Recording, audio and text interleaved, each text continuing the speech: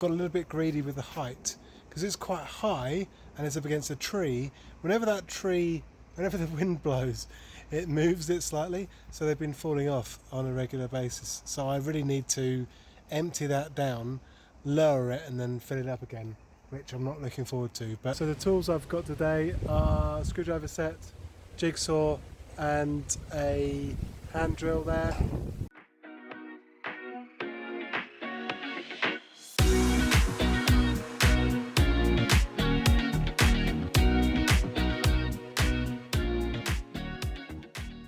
I started putting all the logs there, then realising that the actual store's going to be here. So I should have really thrown the logs there, which I realised halfway. So I've got two piles of logs, one which is going to take more effort than the other. So if you're ever moving logs, think about where they've got to go to in the first instance.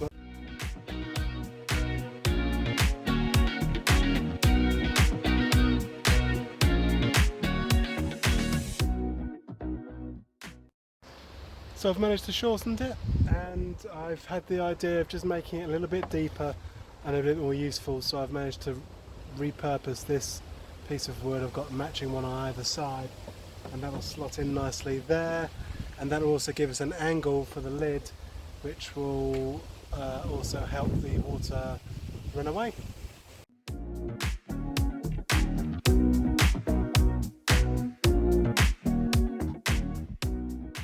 I've had a little think, and replacing the lid back on it is a little bit too Frankenstein-y for my liking, so I'm going to sacrifice a little bit of storage space, trim the tops of these here just down to there, and then we've got our gradient which will work well. So that's that, and that's rain, so rain stops play. Rain did indeed stop play. Looks like I might be able to put some wood on top of this, which means slightly more preferential than having tarpaulin or something. So I'm going to give that a go. Fingers crossed. The goal is get 4 of these overlapping each other slightly to produce a lid for this. Problem is that they're all cut. They're too small, so I'm going to bridge it using something like this. So my challenge, rather than just keep on using new bits of wood, is to reuse the old wood. So is this a kind of fudge? Yeah, it's extremely fudge-like. But we'll give it a go and learn something. Also, I've noticed I've got some holes in these pieces of wood, so I'm going to be filling them using this wood filler here. I have no idea how much this cost me, probably about £8 about 10 years ago. So it's been sitting on my shelf for ages. I've put a bit of water with it, given it a stir. It seems to be working. Had I not been able to use this, I would probably think about using some sawdust mixed with PVA glue. But let's try and use this, because if I get to use it all, I get some more space back in the garage.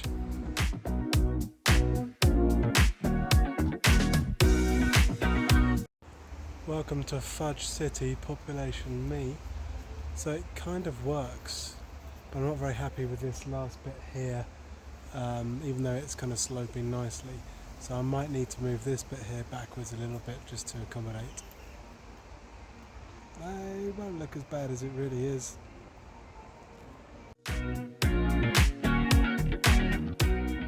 Okay, we're out of Fudge City now. I've moved this back, and it looks like this will be much more continuous. What I'm going to do is I'm going to screw these to here, and then build up something on this side just to support the weight a little bit, and I think I'll call it a day at that and start painting.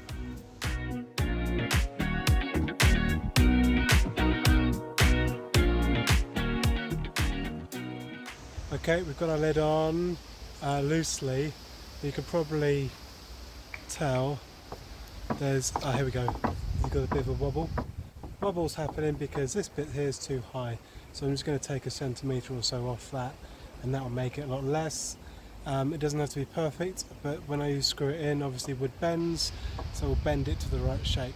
I could bend it in now, but I think it would be probably a little bit too much strain because I'm going to be bashing this around. Okay, 1 centimetre cut off, pretty much this kind of thickness.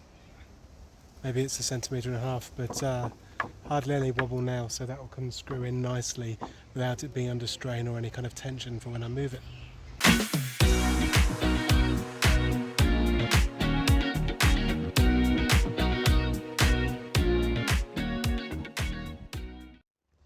Okay, so all those splodges you can see in here was me using that old wood filler just to get rid of most of the gaps. It doesn't need to look pretty, it's going to be painted over, so you won't even really notice these things. A good bit of advice would be to put some gaffer tape on the underside so it doesn't push all the way through, but I've done a rough job for the moment just to dry it out, and I'll do a little bit of a tidier job afterwards, and then shortly afterwards I'll do the staining. I have to dash out now, so I'm going to let that to dry for a bit and then we'll revisit. I've managed to do the filling. You can see these little blotchy bits here, so all that's left to do is get a bit of sandpaper out, smooth off those sharpened edges, and then I can paint with some of the wood stain, and when that's done then it will be complete and I'll be able to go over to my main thing, which is to build one of these things from scratch.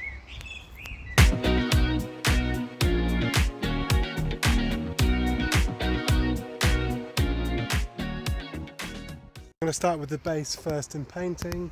First thing I noticed is down here, a bit naughty, missed a screw. So that screw hasn't quite bedded in, so I'll do that between coats. First thing I did was the bottom, mainly to protect it, because that's the bit that's going to be wet the most. Not massively happy with this chestnut brown from Wix. It looks a bit more like purple, but hopefully it will dry a bit darker. I'm off to do a bedtime story with my youngest, and then I'll come back and finish this off.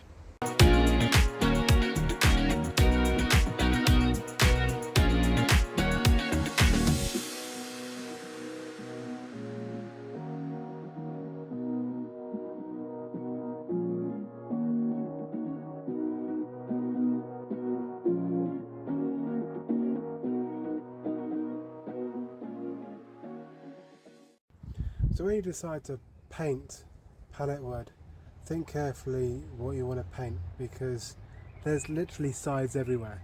I thought it'd be like outside and inside, and obviously this has 1, 2, 3, 4, 5, 6 sort of sides. No, it's got more. 7, 8, 9, 10, and there's got all these sides in here. Everything, there's sides absolutely everywhere. It's a nightmare. So just, I wouldn't bother doing everything inside and out. Just do the barest minimum. This thing's going to be filled with wood anyway, so think just about the external sides rather than all the nooks and crannies, because it's going to take me forever and lose me a whole load of paint at the same time. Handy tip: if you know you're going to be using paintbrushes, use cling film, which saves you having to wash them out each day. There we go, all cling filmed up. This will last you a few days, maybe even up to a week. Be careful though, because this really will backfire if you just leave it and forget about it for a few weeks. I'm a bit of a time limit here. This dog is stealing my loose wood and taking it up there. You can just about see there, to just dismember and destroy it.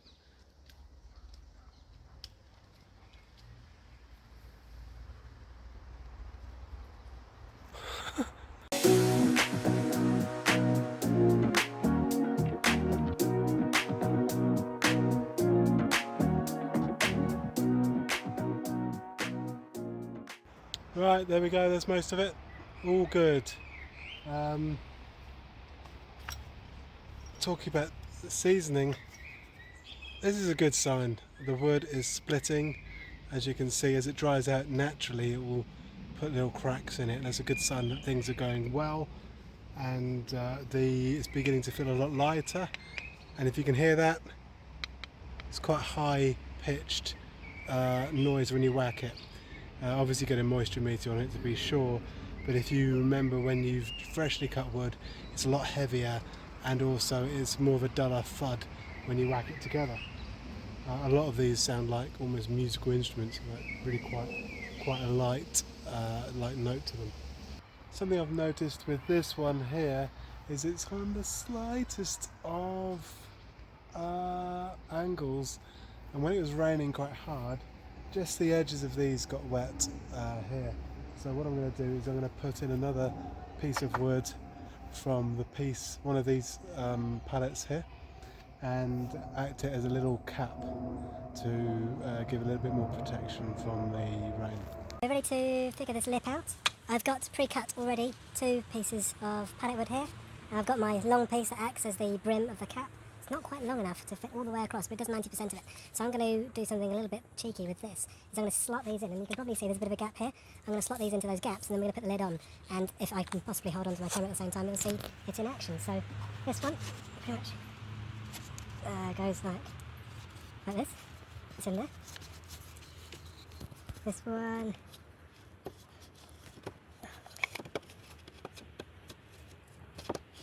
goes in like there. There we are. Okay, roughly the same width. Knock that in a bit so it's visually okay. And then this sits on top. So I've got an extra bit now for my log burner, a little bit of corner coverage as well. I will screw that in, paint it, and then that should stop the ends of the blocks of wood getting wet, or certainly reduce it. And that's how easy it can be, which is with wood you can pretty much do anything, even as a novice like myself. Okay, I think I made a mistake. It's fixable. This looks great, except I know there's a gap here, and then all the rain's potentially going to still drip onto the wood. So I'm going to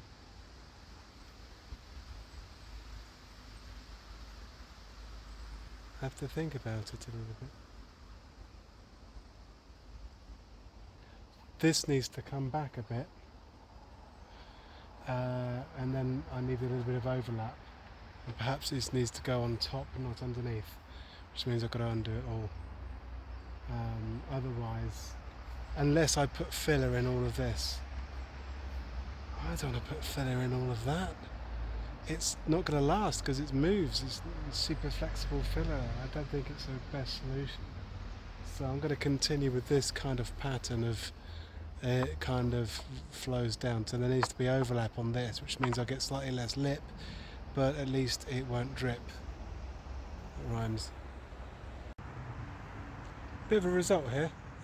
So I've just undone the 4 screws and just placed it above literally where it's going to go, and there is overlap, natural overlap there, and I've still got my bit going forwards. I'm probably sacrificing a centimetre of cover, but it still seems to do the job. So all I need to do is screw it down again in situ, and we've got a solution. So quite pleased about that. You've got to remember, it doesn't need to be watertight. These are not boats. They're there to season the wood. They're not there to it's seasoned for a reason, right? Spring, summer, autumn, winter.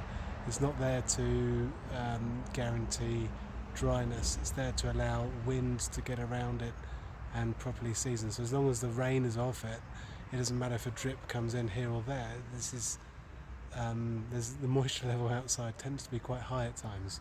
So if you think about it from that perspective, then you should be fine. We're not kiln drying these. We've got to get them below 20%. There we go, all on, looks amazing. No, it looks terrible. It'll look great when it's painted though. And now we've got the lip. There's no rain going to drop directly on that anymore, even though it's a small angle. I think we've got it sorted. And of course, as it's at an angle, the rain's going to drop down, etc. Ta-da! Now to paint it, because it does look like it does look really bad. It's like it's dyed hair.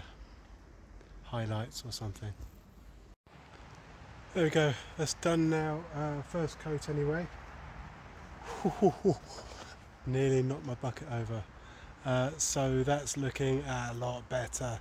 It's going to need another coat on top of that once it dries, and then that's done, and I'm happy.